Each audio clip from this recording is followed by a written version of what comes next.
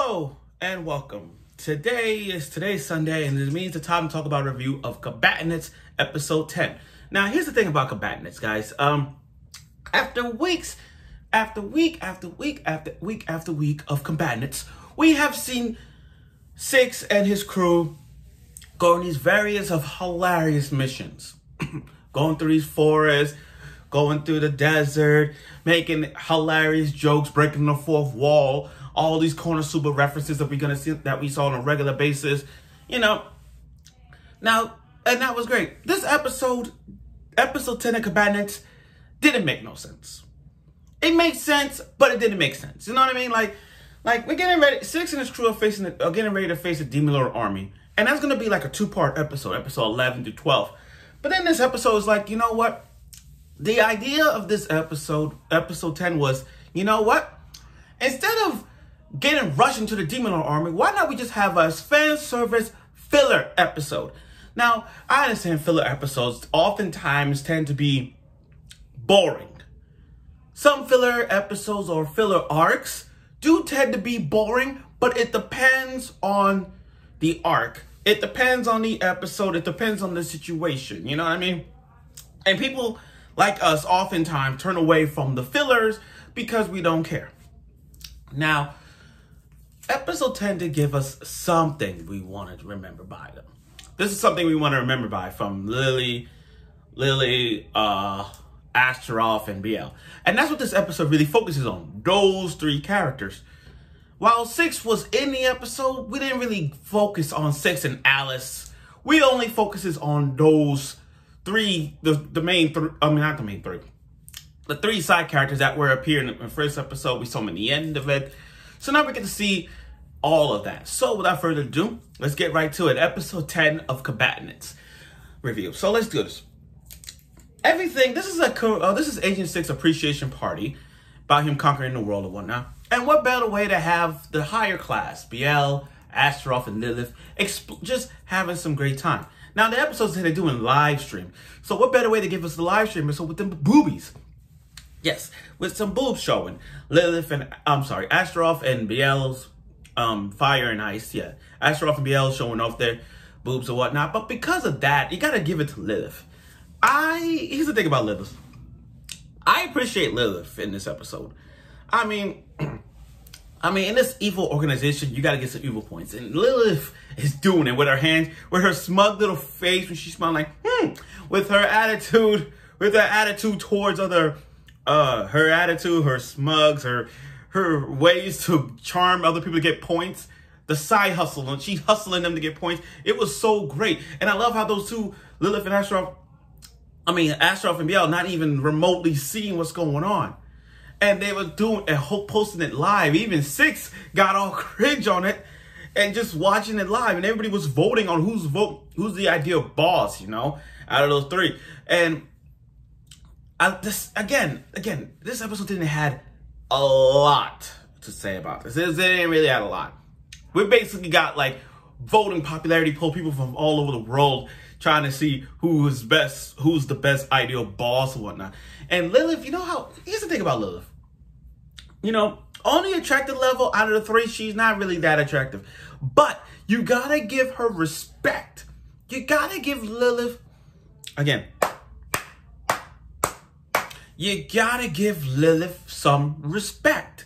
She's doing whatever she can to be number one. From hustling all the people, side hustling them, even having her own YouTube channel, which is like, hey, if you want to see more of those two fans, if you want to see more fan service, subscribe to my channel. That is the easiest way to subscribe her channels. That's the easy way to get back up. If you want to see more, subscribe to her channel. And I think what Lilith is teaching us is that this is how people get subscribers. To do some kind of like sick, twisted, or ideal, like she gets to the minds of many people saying like, if you into this stuff, hey, subscribe to my channel. And that's what Lilith did. She has been a genius on that. And she tried so many ways to get more views. I mean, she tried to get, and it was live. So she tried to get Astaroth drunk. And after drinking, Astaroth embarrassed herself the most. Between those three, Astaroth embarrassed the most. I mean, literally. She was drinking and she praises Six. She was walking on Pride with the fireworks showing, and she didn't realize it was live, and then she jumped into the pool. Six, on the other hand, was like, hey, I recorded all day. I've watched it. I recorded it, so I'm going to watch it all day.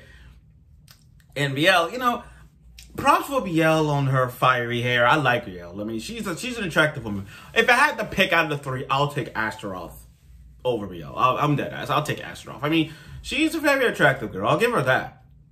I give it that. But here's the thing about this. Here's the thing about those three. I just realized that it's not this evil organization. It's not evil as it is, you know? It's not that evil. I mean, yeah, doing any perverted way to get evil points. I understand that. But the way how those two are, Astaroth and Biel are, they're soft, but they're not evil. You know what I mean? Like, they're not even on that level of like world domination. I mean, yeah, they got the world domination vibe, but the way how they talk, the way how they approach people, it doesn't feel like, hey, you know, they're evil in a way. But nah, I don't see that. Liv, on the other hand, she defined evil. I mean, like, the way how she try to get them to drunk, trying to get both of them drunk, trying to get evil points, hustling them, paying these other agents to get evil points, just to get her evil points up. Yeah, and she hacking the votes as well. So yeah, props for this. Props. I give her props. But there's one mistake that Lilith did in this episode. That one mistake. Here's the thing about live stream. When you post something live stream, all over the world is gonna see it. So with Lilith doing this live stream around the world, of course people are gonna know where you at. Well, not exactly if you do it right, if you fix the system right. But with live stream with Lilith though, she got herself in trouble, and with the evil organization, because you got these heroes that is gonna come right at you. And I'm like, wow, now you made it worse. Now, what this episode did give us was Astaroth and Six, you know, a pass, somewhat of a pass, you know. And, you know, they did mention, you know, Astaroth did talked about how Six started, all the stuff. You got some, that's what I like about Astaroth and Six relationship, how it all started from the past. So we got a little info about that. So hopefully we'll get to see more as that goes on. We'll see. We'll see how that is. But again, you know, this was, like I said, I'm sure people won't say, what's the importance of this episode? It's not important about this episode. This was like a filler.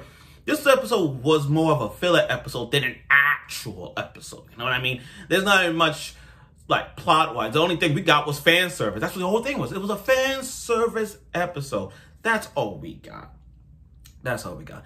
And I'm sure everybody's looking forward for next week's episode when they face the Demon Lord Army. But again, this episode was a filler episode of fan service and boobs. You know what fan service is? Fan service is with boobs, swimsuits, etc. That's what we got in this episode.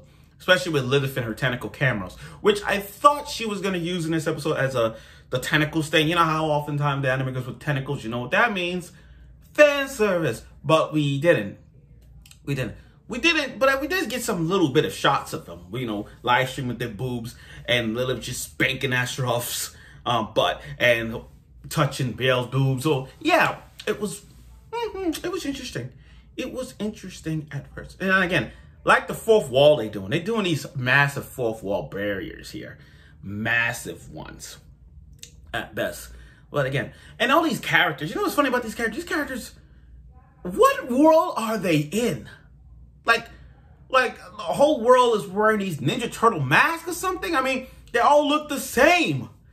They all look the same. It's like the Fairly Odd Parents episode. You know when Timmy wishes everyone exactly the same, and they wish it, and they all the same with that blue gray blob thing. So looking at this, and I'm like, all these characters, these characters, they just wear an all onesie outfit with their black and red, green and red masks, like some Raphael mask, you know, the Ninja Turtle thing. And I'm like, what the hell is going on?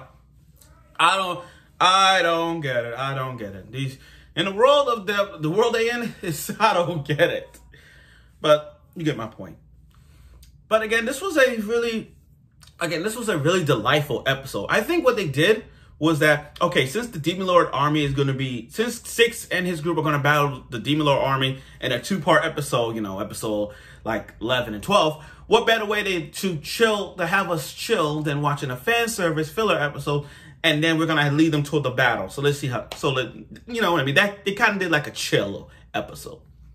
But again, this was a fan service episode. It wasn't stupid. I'll be honest. It wasn't that stupid in a bad way. It was like, it was funny, but it was stupid, but in a funny way. That's what I'm saying. So thank you so again, good episode. If you're into the fan service episode, don't even worry about the plot, guys, because there was no plot. There was nothing like about it.